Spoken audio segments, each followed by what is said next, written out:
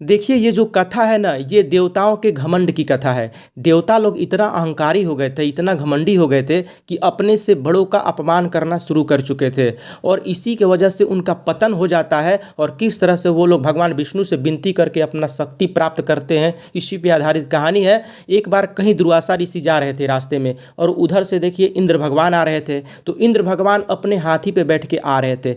तो दुर्वासा ऋषि प्रसन्न होकर के ऐसे ही अपने हाथ में जो माला था वो भगवान इंद्र को पहना दिया। लेकिन भगवान इंद्र तो ठहरे घमंडी, वो क्या किए कि उस माला को जो दुर्वासा ऋषि ने उनको पहनाया था, उस माला को निकाल करके अपने हाथी को पहना दिए। अब हाथी ठहरा जानवर, माला को निकाल करके अपने पैर से कुचल दिया। अब ये सब दुर्वासा ऋषि जब देखे तो उनको बहुत गुस्सा आया कि जब हमने माला पहनाया तो माला क्यों तुमने मतलब अपने हाथी को पहना दिया है, मेरा अपमान कर दिया। और इसी से वो क्रोधित होकर के इंद्र भगवान को श्राप दे दिए कि आज के बाद सभी देवता शक्तिहीन हो जाएंगे, बलहीन हो जाएंगे, उनके पास बल सौंदर्य खत्म हो जाएगा। अब उसी समय से सारे देवता के पास से बल खत्म हो गया। देवता लोग जब कमज़ोर पड़ गए तो जब असुरों को पता चला कि देवता कमज़ोर हो चुके हैं, तब क्या किए, वो देवताओं पे आक्रमण कर दिए और आक्रमण करके उनके साथ युद्ध करने लगे। युद्ध में देवता लोग हार गए क्योंकि दुर्वासा ऋषि के श्राप से वो लोग कमज़ोर हो गए थे। तो असुर लोग देवताओं को हरा दिए और सब जगह असुरों का बोलबाला हो गया, अधर्म का बोलबाला हो गया।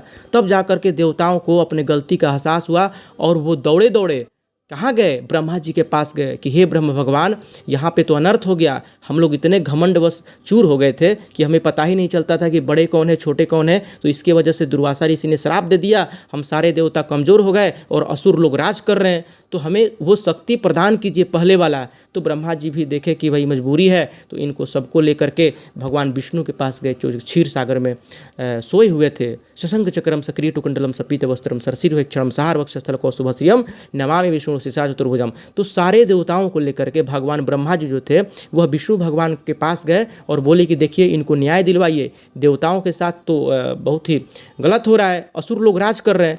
तो भगवान विष्णु ने इनको सलाह दिया देवताओं को कि देखो तुम्हारा समय सही नहीं चल रहा है, अभी ऐसे ही चलेगा। अगर तुम लोग अगर अपने धर्म कर्म पर रहते तो ऐसा हाल नहीं होता है, लेकिन आप लोग का सही समय नहीं चल रहा है। आप लोग अभी एक काम कीजिए कि आपको अगर अपना खोया हुआ शक्ति प्राप्त करना है तो समुद्र में जो छिपा हुआ अमृत है उसको आपको हासिल करके पीना होगा, तभी वो शक्ति दोबारा आपको मिलेगा। और इस अमृत को हासिल करने के लिए समुद्र मंथन करना होगा, जिसमें से बहुत सारा चीज़ निकलेगा। और इसी अकेले का काम नहीं है, इसमें राक्षसों से असुरों से आप लोगों को सहयोग लेना होगा। तो ये बोले कि आप लोगों को असुरों से मतलब राक्षसों से सहयोग लेना होगा। तो ये लोग बोले कि उन लोगों से तो हमारा झगड़ा चल रहा है, हम कैसे सहयोग लें। बोले भगवान विष्णु भगवान बोले कि भले ही आपको उनसे लड़ाई चल रहा है, लेकिन आप लोगों को संधि करके किसी भी हाल में उनसे सहयोग लेना ही पड़ेगा। तब जा कर के देवता लोग गए असुरों के पास, बोले कि देखिए हम आपके पास संधि का प्रस्ताव लेकर के आए हैं और एक बहुत ज़रूरी काम से आए हैं। इस समुद्र में अमृत छिपा हुआ है, भगवान विष्णु ने बताया है कि इसमें अमृत है, अगर हम दोनों पी लेते हैं तो हम लोग शक्तिशाली हो जाएंगे। तो असुरों ने सोचा कि अकेले का तो काम है नहीं, हम लोगों से भी नहीं होगा, तो हम लोग देवताओं से मिल करके साथ में क्यों न इस काम को शुरू करते हैं। तो देवता लोग और असुर लोग मिल करके इस काम को करने के लिए राजी हो गए। और जब राजी हो गए तो इसके लिए आपको ज़रूरी था क्या, मंदार पर्वत, बासुकी नाग और साथ में बासुकी नाग जो है उसको समुद्र मंथन के लिए रस्सी के प्रयोग के लिए यूज़ किया। तो बाद में क्या हुआ कि ये सब चीज़ें जब हो गई तो फिर उसके बाद मंदार पर्वत को लाया गया। तो मंदार पर्वत देखिए सोने का बना हुआ था, इन लोगों से आ नहीं रहा था। तो देवता लोग जब लेके आ रहे थे तो उनसे आ नहीं रहा था, तो विष्णु भगवान ने उनका सहयोग दिया और गरुड़ के पीठ पर मंदार पर्वत को रख करके वो क्या किए, उधर से लेके चले आए और मंदार पर्वत को समुद्र में स्थापित कर दिया। और उनके नीचे खुद कच्छप भगवान का अवतार लेकर के आधार के तौर पे मंदार पर्वत के नीचे चले गए।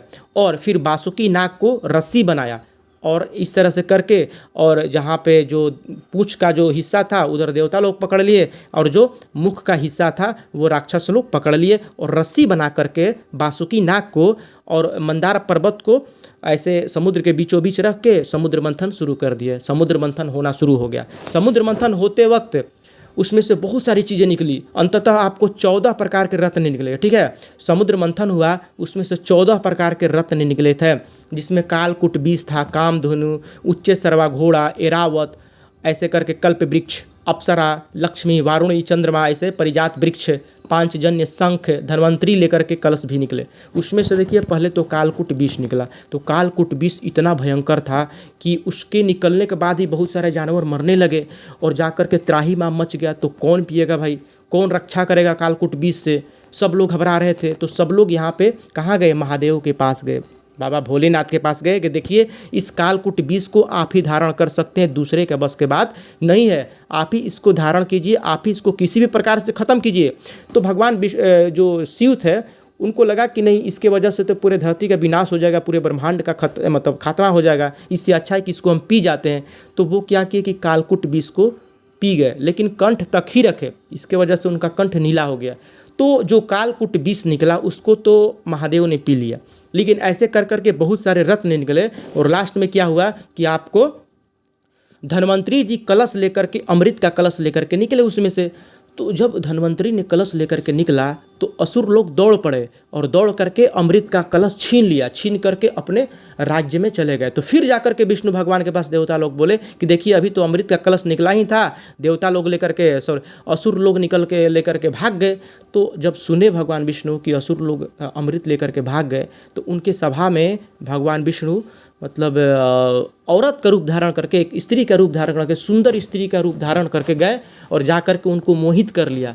और मोहित करके उनको ये कहा कि देखिए ये जो अमृत निकला है ये आप दोनों के सहयोग से निकला है, देवता और असुर दोनों के सहयोग से निकला है, तो आप लोग दोनों मिल बांट करके इसको पी लीजिए। तो स्त्री के बात में आकर के असुर लोग कहे कि ठीक है, तो बुलाइए देवता लोग को। अब पहले ये देवताओं को ही बांट दी, जो भगवान विष्णु जो स्त्री का रूप धारण करके आए थे वो पहले देवताओं को ही अमृत का कलश से अमृत बांटी। और बांटते समय क्या हुआ कि सबको अमृत दी, तब तक अमृत खत्म हो गया। शनि जो असुर था वो समझ गया था कि अमृत जो ये बांटा जा रहा है इसमें कुछ चाल है, वो रूप बदल करके, देवताओं का रूप बदल करके देवताओं के पात में बैठ गया। लेकिन हुआ क्या कि भगवान विष्णु पहचान गए और पहचान करके जब शनि ग्रह पी रहा था अमृत तो क्या किया कि आधा पर गर्दन काट दिया। उनको जब पता चला कि ये असुर है, पी लेगा तो जिंदा हो जाएगा, हमेशा के लिए अमर हो जाएगा, तो वो क्या किए कि गर्दन तक काट दिए। अब इसके बाद से